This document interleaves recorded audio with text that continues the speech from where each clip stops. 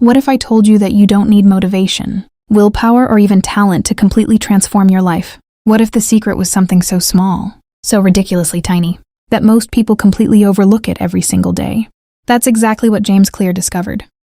And when he wrote it all down in one book, it sold over 15 million copies. Today, we're breaking down every single powerful idea inside Atomic Habits.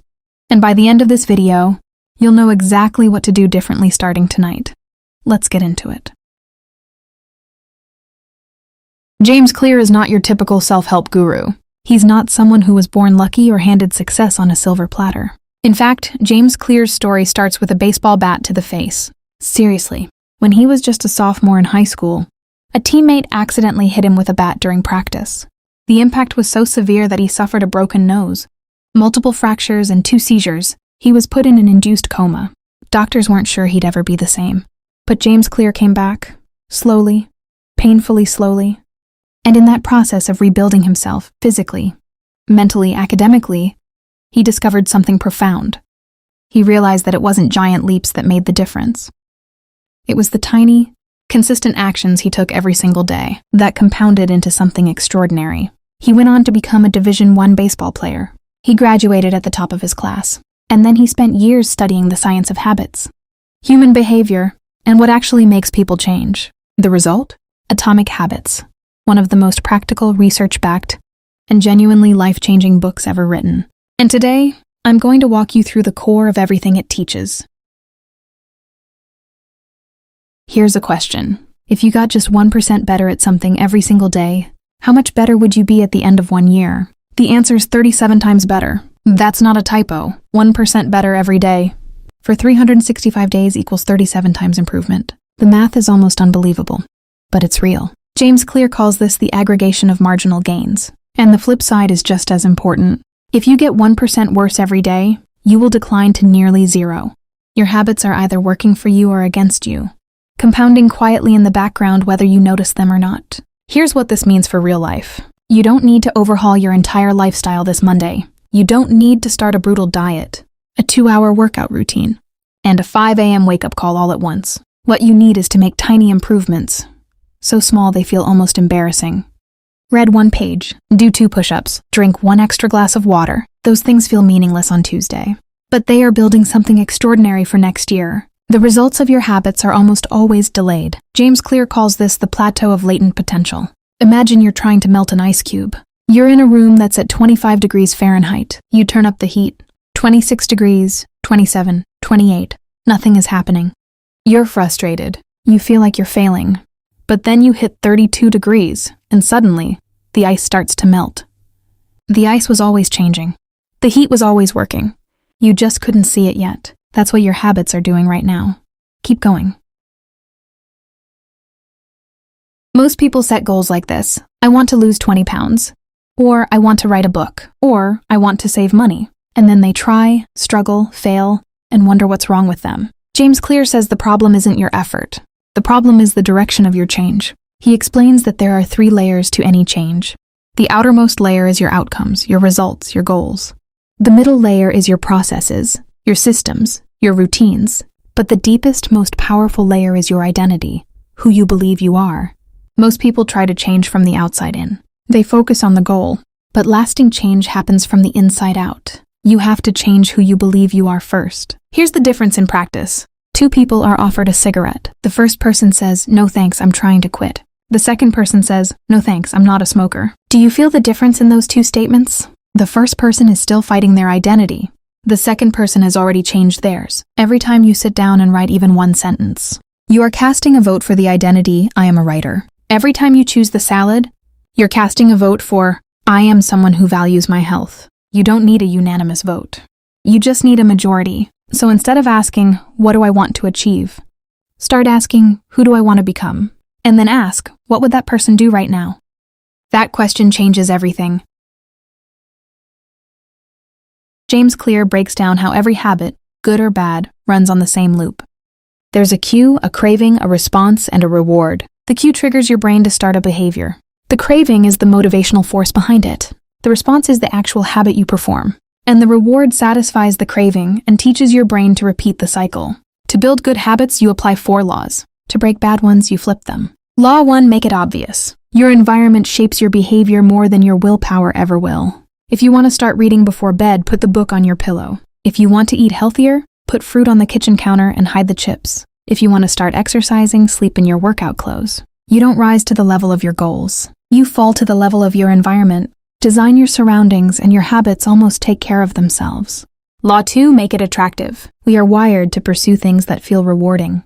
So pair a habit you need to do with something you genuinely enjoy. This is called temptation bundling. Only listen to your favorite podcast while you're at the gym. Only watch your favorite show while you're folding laundry. You make the hard thing appealing by linking it to something you already love. Law 3, make it easy. The more friction between you and a habit, the less likely you are to do it. So reduce friction for the habits you want, and increase friction for the ones you don't. Want to stop scrolling on your phone at night? Put it in another room. Want to journal every morning? Leave the notebook open on your desk with the pen on top ready to go. And here's a powerful rule James Clear introduces. The 2-minute rule. Any new habit should take less than 2 minutes to start. Don't start with run 5 miles. Start with put on your running shoes. Don't start with meditate for 30 minutes. Start with sit down and take 3 deep breaths. Starting is the hardest part. Make starting so easy that you can't say no. Law 4, make it satisfying. We repeat what feels good. Immediately. The human brain is wired for instant gratification. So give yourself an immediate reward when you complete a habit. Use a habit tracker and feel the satisfaction of checking off that box. Put $1 in a jar every day you go to the gym. The key is making the present moment feel like a win, not just the distant future goal.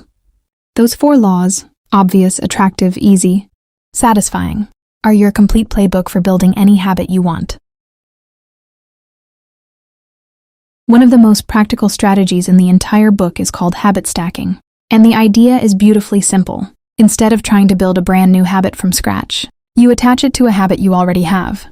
The formula is this. After I do current habit, I will do new habit. After I pour my morning coffee, I will meditate for 2 minutes. After I sit down at my desk, I will write 3 things I'm grateful for. After I brush my teeth at night, I will read for 10 pages. You're using your existing routine as the anchor, as the cue for your new behavior. You don't need to find motivation from thin air. You plug the new habit right into a chain that's already running. Stack enough habits together, and your entire morning or evening routine becomes automatic. You're not deciding what to do next. You're just following the chain, and that frees up enormous mental energy for the things that actually matter. James Clear spends a lot of time on something most people never think about: the design of their environment, and his argument is simple but powerful.